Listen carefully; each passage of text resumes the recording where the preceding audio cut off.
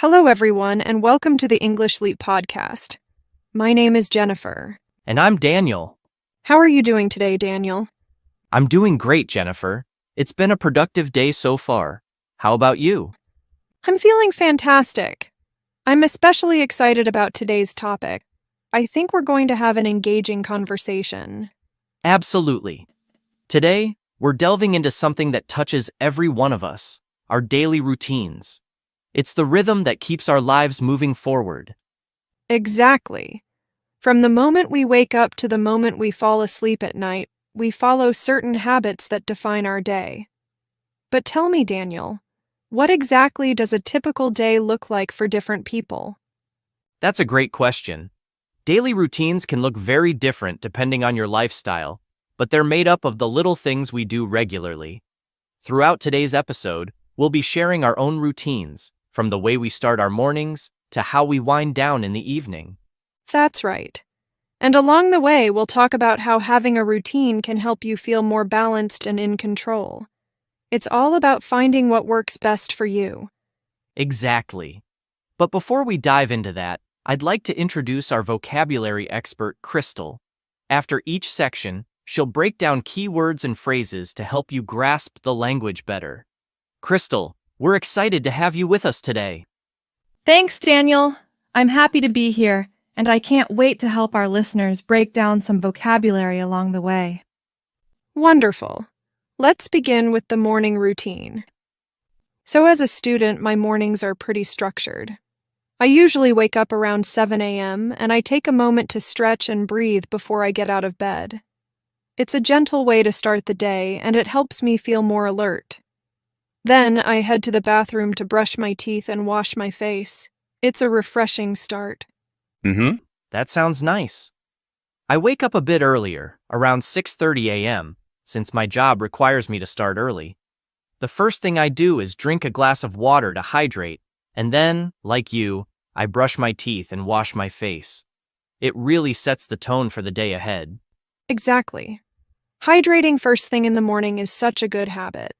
After that, I have a light breakfast, like oatmeal or toast, just something simple to get my energy up before classes. Breakfast is essential for me, too.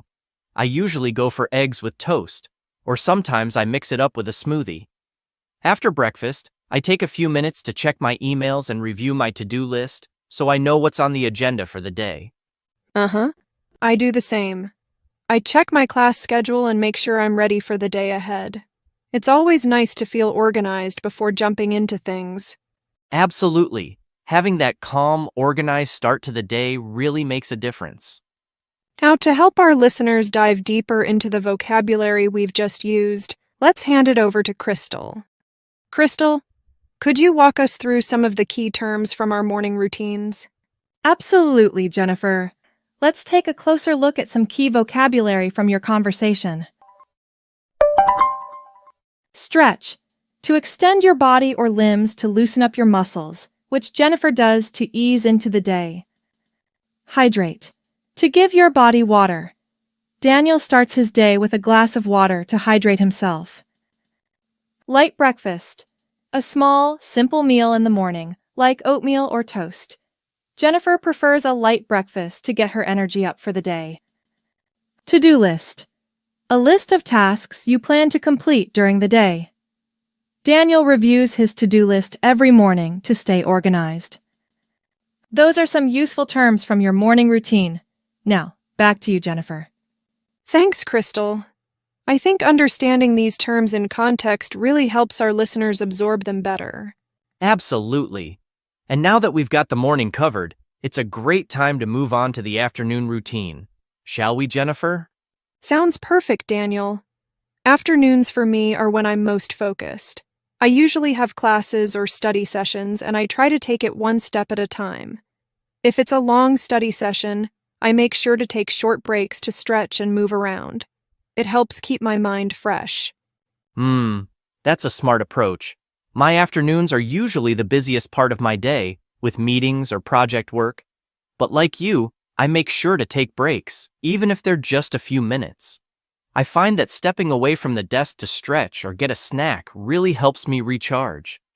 Exactly. Breaks are so important even if they're brief. After lunch, I regroup and prepare for the second half of the day. Lunch is typically something light, like a salad or a sandwich. I don't like to eat anything too heavy, as it can make me feel sluggish. I agree. Lunch is usually around noon for me, and I like to step away from work completely. My go-to is something like a quinoa salad with veggies or a turkey sandwich. Keeping it healthy helps me avoid that mid-afternoon energy slump. That sounds like a great option. After lunch, I tackle my bigger assignments, making sure to get them done while I still have energy. It feels good to wrap up those important tasks before the day winds down. Yeah, I do the same. After lunch, I focus on key projects that require my attention and try to knock them out while I'm still feeling productive. All right, Crystal, could you take us through the vocabulary from our afternoon routines? Certainly, Daniel. Let's break down some of the key terms. Focused. Giving your full attention to something, like how Jennifer stays focused during her study sessions. Recharge. To regain energy, which Daniel does by taking short breaks throughout the day. Regroup. Taking a moment to organize your thoughts and prepare for the next part of the day. Sluggish. Feeling slow and lacking energy, which can happen after a heavy lunch, but both Jennifer and Daniel avoid that by eating light. Knock out. An informal phrase meaning to complete tasks or finish work efficiently. Daniel said he likes to knock out his key projects while he's still productive. Energy slump. This refers to a dip in energy, usually in the afternoon after lunch. Daniel mentioned avoiding an energy slump by eating a healthy lunch. Those are the key words for the afternoon. Now, let's shift to the evening routine. Back to you, Jennifer. Thanks, Crystal. That was really helpful. It's amazing how just a few key words can really make things clearer. Exactly. I love how practical these terms are. You can use them every day. All right, let's wind things down by talking about our evening routines. Evenings are when I like to unwind and relax after a busy day of classes. After dinner, I usually take a short walk or do some light stretching to help me de-stress. It's a peaceful way to close out the day. I totally relate to that. After work, I make time to relax too, whether it's listening to music or going for a walk. Dinner is usually around 7 p.m. for me, and it's something simple but satisfying. I like grilled salmon with veggies or a stir-fry with rice. That sounds delicious. My dinner is usually something quick and easy, like pasta with vegetables or a rice bowl. Once dinner is done, I always make sure to brush my teeth and wash my face. It's such a small part of my routine, but it helps me feel refreshed and ready for bed. Oh, definitely. Brushing my teeth and washing my face feels like pressing the reset button after a long day. It's a simple way to shift into relaxation mode. After that, I usually wind down with a book or a cup of herbal tea before bed. That sounds really calming. I also avoid screens before bed, instead spending some time reading or listening to music. I aim to get to bed around 10 p.m. so I'm well rested for the next day. Same here. I stick to a consistent bedtime too, around 10:30 p.m., and it's amazing how much better I feel the next day when I get a full night's sleep. All right, Crystal. One last time, could you walk us through the vocabulary from our evening routine? Absolutely, Jennifer. Let's go over the key phrases from your evening routines. Unwind. To relax and let go of stress, like what Jennifer and Daniel do after a busy day. Reset button. A metaphor for starting fresh, which Daniel mentioned when talking about brushing his teeth and washing his face. Wind down. Similar to unwind, it means to gradually slow down and prepare for sleep. Herbal tea. A caffeine-free tea that helps you relax, which Daniel drinks before bed. And that wraps up the vocabulary for today. Back to you, Jennifer and Daniel. Thank you so much, Crystal, for guiding us through those key words and phrases. It really helps to understand the language in context. Absolutely. It makes it easier to remember when we see how the vocabulary fits into everyday life. So, we've shared our daily routines, from morning to evening, and touched on how important it is to create balance throughout the day. Exactly. Whether you're working, studying, or just trying to structure your day better, having a routine that works for you is key to staying organized and feeling in control.